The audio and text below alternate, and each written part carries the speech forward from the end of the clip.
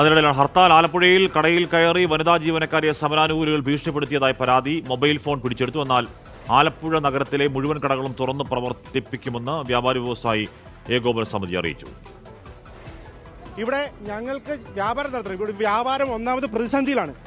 ഇവിടെ ഈ ഒരു ചെറിയ വിഷയത്തിന് വേണ്ടിയിട്ട് ഇത്രയധികം കടകൾ അടപ്പിച്ചിട്ട് ഒരു സമരം നടത്തേണ്ട പ്രസക്തി ഇതിനില്ല. അതുപോലെ തന്നെ മറ്റ് രാഷ്ട്രീയ പാർട്ടികൾ നടത്തുമ്പോൾ പോലും ഇതുപോലെ കയ്യേറ്റങ്ങളോ മറ്റു കാര്യങ്ങളോ ഉണ്ടാവാറില്ല. അവർ വന്ന് വളരെ മാന്യമായ ഭാഷയിലാണ് കടകൾ അടപ്പിക്കുന്നത്. ഇതെന്താണ് ഇവിടെ നടക്കുന്നത്? ഇപ്പം ഇവിടെ ഈ കടയിൽ വർക്ക് ചെയ്യുന്ന സ്റ്റാഫിൻ്റെ കയ്യിൽ ഇരുന്ന് മൊബൈൽ പിടിച്ചോണ്ട് പോയി അവരെ ഭീഷണിപ്പെടുത്തുന്നു. ഇതെന്ത് ന്യായമാണിത്? ഈ രീതിയിലാണ് സംസ്ഥാനത്ത് ഹർത്താൽ നടത്തേണ്ടത്? ഈ സംസ്ഥാനത്ത് ഹർത്താൽ മറ്റു കാര്യങ്ങളെല്ലാം ഇവിടെ പോവുകയാണ്. ഇവിടെ വ്യാപാരികളുടെ കടകൾ മാത്രം അടച്ചിടുന്നതെന്നാണ് ഇത്ര നിർബന്ധം? കടകൾ അടച്ചിടുമ്പോൾ മാത്രമാണോ ഒരു ഹർത്താൽ വിജയിക്കുന്നത്? ഈ രീതിയിലാണ് ഹർത്താൽ നടത്തേണ്ടത്. ഇതിനെ ഞങ്ങൾ ശക്തമായിട്ട് എതിർക്കും. അടുത്ത അരമണിക്കൂറിനുള്ളിൽ മുല്ലക്കൽ തെരുവിലെ എല്ലാ കടകളും തുറന്നു പ്രവർത്തിക്കാനായിട്ട് വ്യാപാര വ്യവസായ ഏകോപന സമിതി ആഹ്വാനം ചെയ്യുകയാണ്. അശ്വിൻ പാലാഴി വിവരങ്ങൾ വച്ചിരുന്നു. അശ്വിൻ, അതൊരു ചെറിയ വിഷയമാണ് എന്ന വ്യാപാര നേതാവിന് തോന്നിയത് അദ്ദേഹത്തിന്റെ അറിവില്ലായ്മ, അല്ലെങ്കിൽ സംഭവം എന്താണ് എന്ന് അറിവില്ലാഞ്ഞിട്ടായിരിക്കാം. പക്ഷേ കടകൾ തുറന്ന് പ്രവർത്തിപ്പിക്കണം എന്ന അദ്ദേഹത്തിന്റെ അവകാശമാണ്. അത് പറയാൻ അദ്ദേഹത്തിന് അവകാശമുണ്ട്. അശ്വിൻ,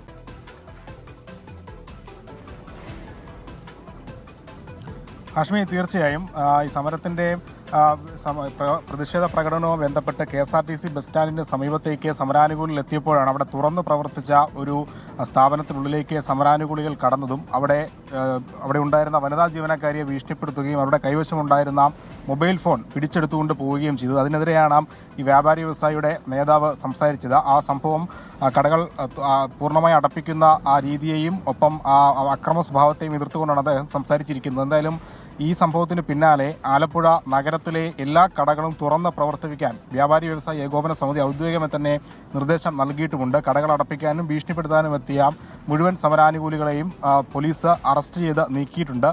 മറ്റൊരു പ്രശ്നം, ഈ സമരാനുകൂലികൾ വാഹനങ്ങൾ തടയാനെത്തുന്നത് അവരുടെ സ്വന്തം വാഹനങ്ങളിലാണ്. ഇരുചക്ര വാഹനങ്ങളിൽ കയറി വാഹനം തടയാനെത്തുന്നതിനെ നാട്ടുകാർ ചോദ്യം ചെയ്തിരുന്നു. അങ്ങനെ മറ്റൊരു പ്രശ്നം കൂടി ആലപ്പുഴ നഗരത്തിലുണ്ടായി. ആ സമരാനുകൂലികളെത്തിയ വാഹനങ്ങളടക്കമാണ് പോലീസ് കസ്റ്റഡിയിലെടുത്തിരിക്കുന്നത്. ഹാഷ്മി.